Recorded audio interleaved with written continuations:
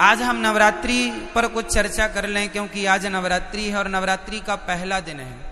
आज के दिन आपको क्या करना चाहिए, कुछ चर्चा हम आपके लिए करते हैं। जैसे आज नवरात्रि है तो आप सभी को आज घर में दीपक जलाकर पूजा करनी चाहिए। और नवरात्रि का अर्थ कई लोग कहते हैं, आप लोग समझते नहीं है, सनातन धर्म की गूढ़ता को लोग जानते नहीं हैं। आज नवरात्रि में केवल माता जी की पूजा नहीं होती। इन नवरात्रियों में आप जिनकी पूजा करेंगे उनकी पूजा सिद्ध हो जाएगी। ये नवरात्रियों की महिमा है। जो पूजा आप करते हैं ना, ये 9 दिन ये ईश्वर की तरफ, ईश्वर इस समय पृथ्वी के बिल्कुल करीब होते हैं भक्तों की पुकार सुनने के लिए। कुल मिला के ये कहें कि जैसे गर्मियों की छुट्टी में आप लोग मन बना लेते हैं, चलो घूम आवे, अब बच्चों की पढ़ाई लिखाई नहीं है, चलो थोड़ा कहीं घूम आवे, तो कोई कहीं कोई कहीं गर्मियों की छुट्टी में लोग निकल जाते हैं। उसी तरह भगवान साल में 2 बार पृथ्वी के समीप आते हैं देखने के लिए कि भक्तों का क्या चल रहा है। तो 9 दिन का भगवान छुट्टी का टाइम निकाल के 9 दूनी 18 साल में 18 दिन, नवरात्रि के 9 दिन, ये नवरात्रि के 9 दिन वो। इन नवरात्रियों में विशेष रूप से कौन, माँ अपने बच्चों को देखने आती है कि मेरे बच्चे कैसे हैं। हम सभी कौन हैं, बच्चे हैं। किनके बच्चे हैं, माँ। कौन है वो हमारी माँ, कौन माँ, कौन माँ। कोई कहे अम्बे माँ, कोई कहे दुर्गा माँ, कोई कहे लक्ष्मी माँ, कोई कहे भद्रकाली माँ, कोई कहे काली माँ, कोई कहे चंडी माँ। तो ये बताओ देवियां कितनी होती हैं, बोलो मेरी माँ।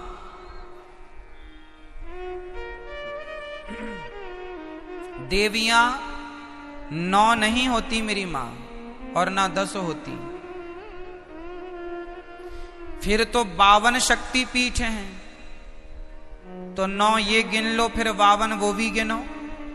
कामाख्या माता अलग है, ज्वाला माता अलग है, केला माता अलग है, शारदा अलग है।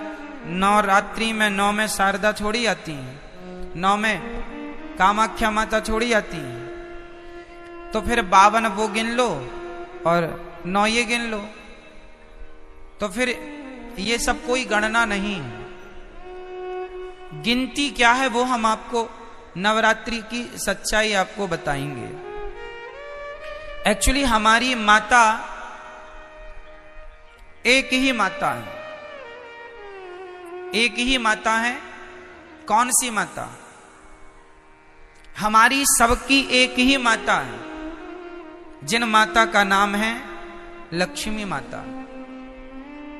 उन्हीं लक्ष्मी माता का एक नाम है दुर्गा।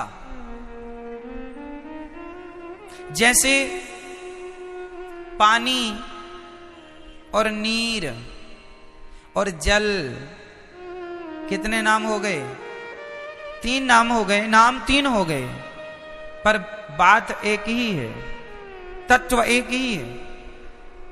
आप कहेंगे पुष्प, सुमन, फूल, एक ही ना बात है, क्यों जी, सही है। जैसे किसी एक वस्तु के पर्याय अलग होते हैं, पर्यायवाची हैं ये।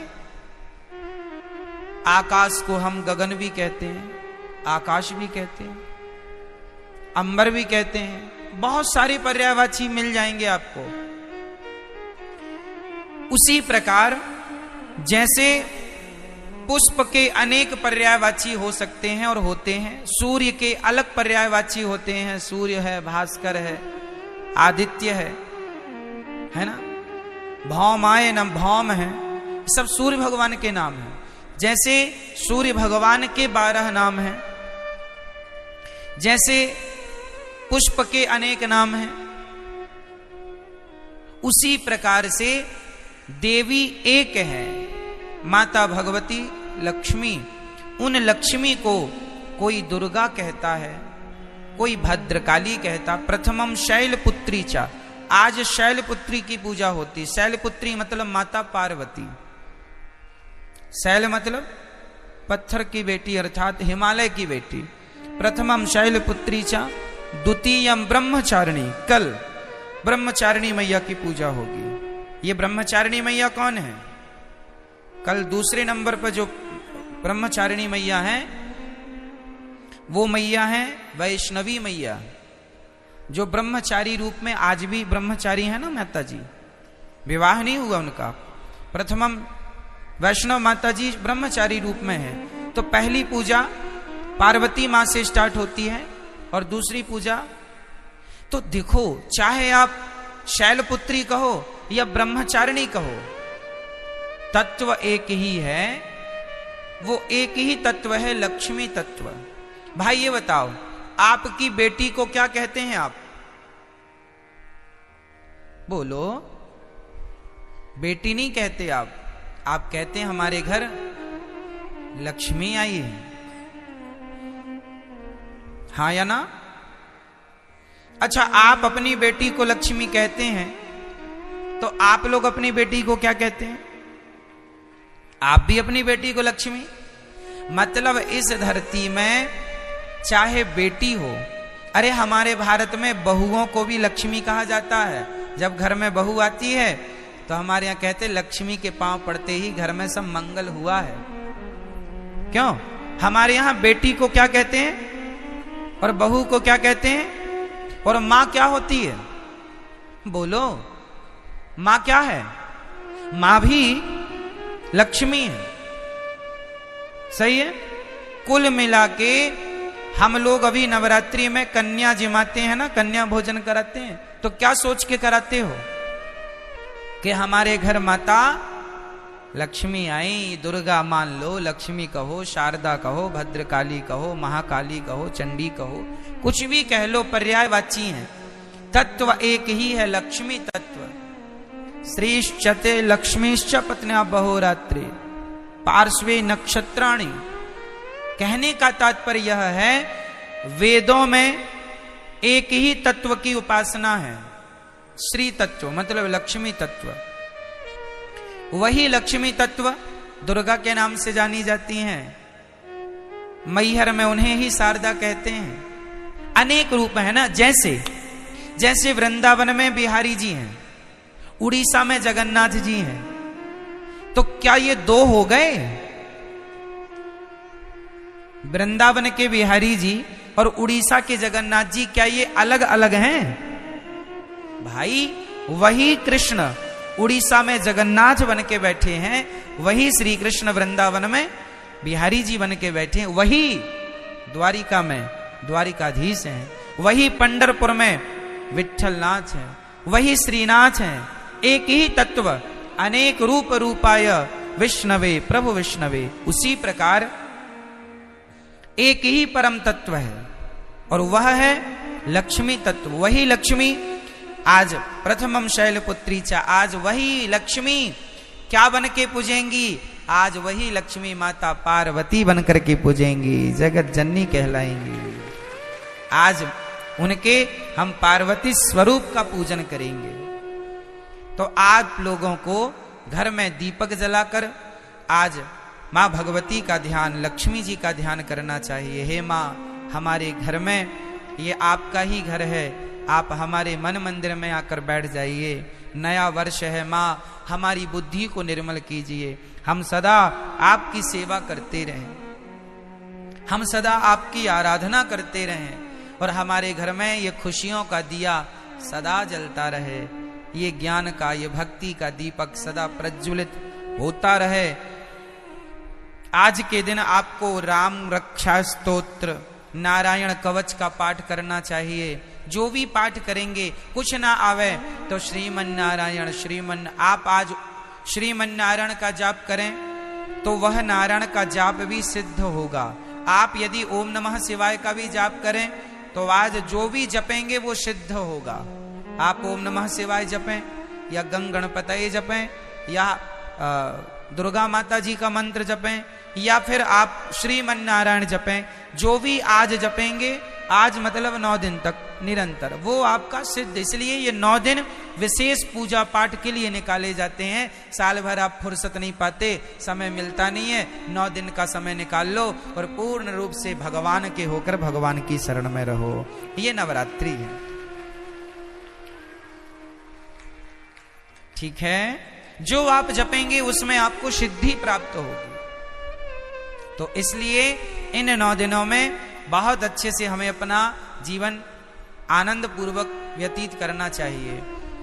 और यहां पर एक संकेत भी है कि दुनिया वालों, नवरात्रि में जिन कन्याओं को बुला बुला कर, पांव धोकर, माहौर लगाकर जिनकी पूजा करते हो, जिन्हें दक्षिणा देकर विदा करते हो, खीर पूड़ी खवाते हो, उन कन्याओं को केवल एक दिन के लिए देवी ना मानो, सदा सदा के लिए नारियों को देवी मान के उनकी सेवा, उनका सम्मान करो। नारी का सम्मान सदा लक्ष्मी मान के आप आज नवरात्रि में एक लड़की का आप सम्मान करते हैं देवी मानकर, और नवरात्रि जाने के बाद उसी नारी का आप अपमान करते हैं, तो ये तो कोई बात हुई नहीं। नारियों का सदा सम्मान बना रहे। देखो हमारे सनातन धर्म में नारियों का कितना बड़ा आदर है, कितना बड़ा सम्मान है। दुनिया के किसी धर्म में, मजहब में नारियों का इतना बड़ा सम्मान नहीं है। हमारे यहाँ भगवान मानकर नारियों को पूजा जाता है, देवी मानकर पूजा जाता है। और केवल नवरात्रि में नहीं, नवरात्रि आई तो नवरात्रि के द्वारा तुम ये मान लो कि भाई ये सदा सर्वत्र पूज्य है। नारी तो सदा पूज्य है, केवल नवरात्रि में नहीं, ऐसा नहीं, सर्वत्र, सब जगह, हमेशा 365 दिन। तो नवरात्रि की बड़ी महिमा है। इन नवरात्रियों का पूजन भागवत जी में आता है कि भगवान श्री कृष्ण के जब जामवंत जी से युद्ध करने भगवान गए, तब उनकी अनुपस्थिति में 9 दिन का द्वारिका में एक महायज्ञ हुआ था देवी जी को प्रसन्न करने के लिए। तो नवरात्रि तो भगवान श्री कृष्ण भी मनाते थे, नवरात्रि तो भगवान श्री राम भी मनाते थे। तो आप सभी को नवरात्रि की लाखों लाख शुभकामनाएं, बधाई, आपका जीवन मंगलमय हो। आज के दिन आप लोग अपने घर में कम से कम एक कन्या को बुलाइए शाम को, और एक कन्या का भोजन कराइए। आज शाम को ही बुला लेना, क्योंकि अब तो 3 बज गए हैं। अब कल से सुबह बुला के कल 2 कन्याओं को खिलाना।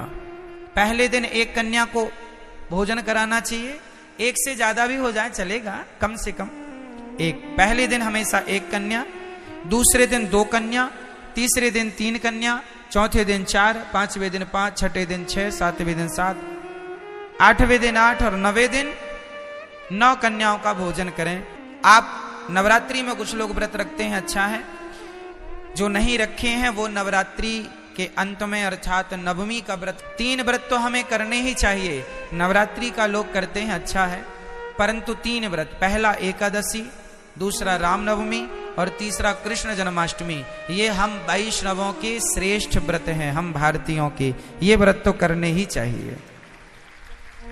तो ये व्रत का अर्थ होता है उस दिन ज्यादा से ज्यादा भगवान का चिंतन, और अपने घर में कन्याओं को जरूर बुलाकर उनका सम्मान करके उनको आदर सहित भोजन कराइए, चरण धोइए। और यदि कन्या ना मिले तो कोई बात नहीं, अपनी माँ के चरण धोकर अपनी माँ को श्रद्धा से भोजन कराओ, ये सोचकर कि ये भगवान है, माँ है। माँ आपके घर में कन्या ना हो तो माँ तो है, तो माँ की चरण धोकर माँ का सम्मान कीजिएगा, ठीक है। ये नवरात्रि में देवी का पूजन, तो देवी तुम्हारी माँ देवी नहीं है क्या? क्यों? माँ से बड़ी कोई देवी है?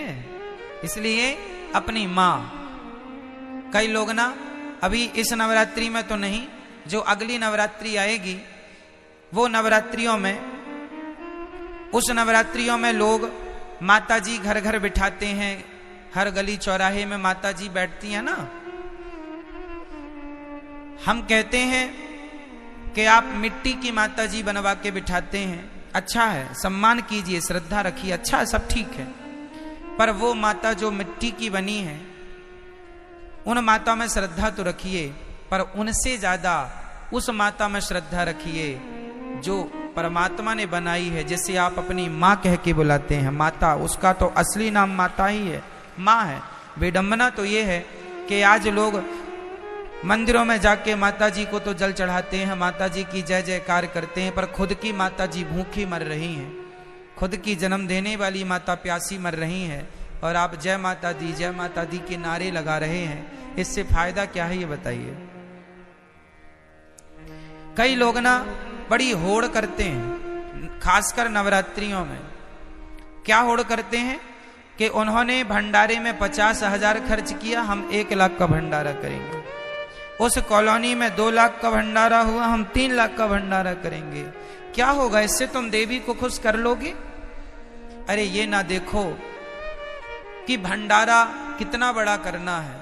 ठीक है, जरूरतमंदों को भोजन कराना जरूरी है, ठीक है, कराना चाहिए, अन्नदान श्रेष्ठ दान है। पर ये मत भूलिए कि आप अपनी 50,000 का भंडारा तो आप करा रहे हैं, सबको खिला रहे हैं, पर खुद की माँ बुढ़ापे में अलग बनाकर खा रही है, तो आप कौन सी देवी को खुश कर रहे हैं? क्या आपके इस व्यवहार से आपकी खुद की माँ भूखी मर रही है और आप सबको भरपेट भोजन कराएं, क्या आपके इस व्यवहार से माँ भगवती प्रसन्न हो जाएगी? इसका विशेष ध्यान रखना चाहिए। और हम सभी को इंसानों को भगवान मानना चाहिए। किसको भगवान मानना चाहिए? हमारी माँ भगवान है, हमारे पिता भगवान है, हमारे पति भगवान है, हमारे गुरु भगवान है, हमारे अतिथि भगवान है। जो इनमें भगवान का दर्शन कर लेगा वो फिर पत्थरों में भी ईश्वर का दर्शन कर लेगा। जो इंसानों में ना कर पाया वो पत्थर कभी नहीं पूजता रहे, झूठा पूज रहा है, झूठे ही है ना। कबीर जी लिखते हैं कि पाहन पूजे हरि मिले, पाहन मीन्स पत्थर होता, पाहन पूजे हरि मिले, तो मैं पूजू पहाड़, तासे तो चक्की भली, जो पीस खाए संसार। पत्थर ही पूजना है तो तुम्हारी चक्की भी पत्थर की होती है, उसी को पूज लो, क्योंकि वो तो कम से कम तुम्हें आटा देती है पीस के। पत्थर ही पूजने हैं तो चक्की को क्यों नहीं पूजते? तो पत्थर पूजने की बातें नहीं है हमारे सनातन धर्म में। हमारे यहां मंदिर बाद में बने हैं। सनातन धर्म की गहराइयों को समझना पड़ेगा। कई लोग कहते हैं सनातन धर्म में तो पत्थर की पूजा होती है। ना जी, हमारे यहां पत्थर की पूजा नहीं होती। किसकी पूजा होती है वो मैं आपको आज स्पष्ट कर देता हूं। सुनो, हमारे वेद कहते हैं, पहला वाक्य है मातृदेवो भव, पितृदेवो भव, आचार्य देवो भव, अतिथि देवो भव। ये 4 वाक्य वेद का पहला मंत्र है। ये वेद यहां से शुरू होते हैं। पहली आज्ञा वेदों की क्या है? मातृदेवो भव, मां को भगवान मानकर सेवा करो, ये वेदों की पहली आज्ञा है। पिता को भगवान मानकर उनकी सेवा करो, ये वेद की दूसरी आज्ञा है। अतिथि को भगवान मानकर सेवा करो, ये तीसरी आज्ञा है। और गुरु को भगवान मानकर सेवा करो, ये चौथी आज्ञा है। अब सोचो, ध्यान से समझना, जो व्यक्ति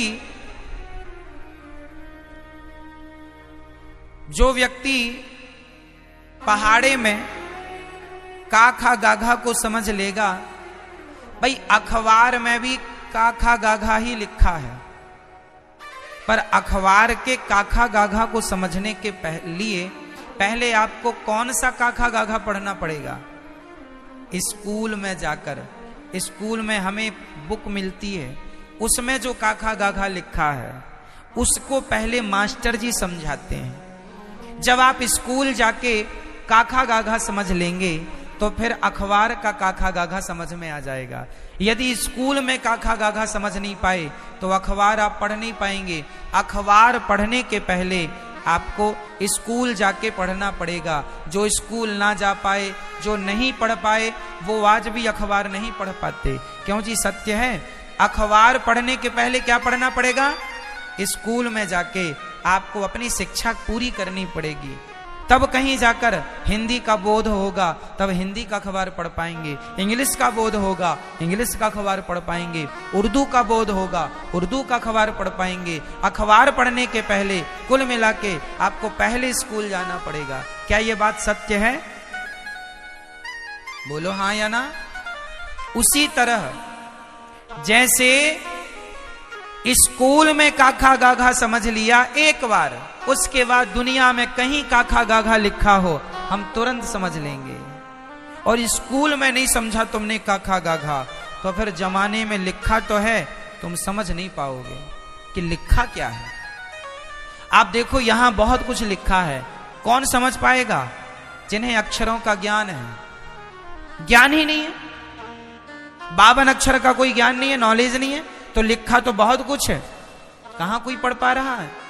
उसी प्रकार जैसे अखबार पढ़ने के पहले हमें स्कूल जाकर पढ़ना पड़ता है, उसी प्रकार पत्थर में भगवान है, पर पत्थर के भगवान को देखने के पहले अपनी माता के अंदर भगवान को देखना पड़ेगा, पहले अपने पिता के अंदर भगवान को देखना पड़ेगा। जो माता में भगवान को देख सकता है, जो पिता में भगवान को देख सकता है, जो गुरु और अतिथि में ईश्वर को देख सकता है, वही पत्थर में भी भगवान को देख सकता है। जो माँ में भगवान को ना देख पाया, उसे पत्थर पत्थर ही दिखेगा, तुम कितना भी पूजा करो।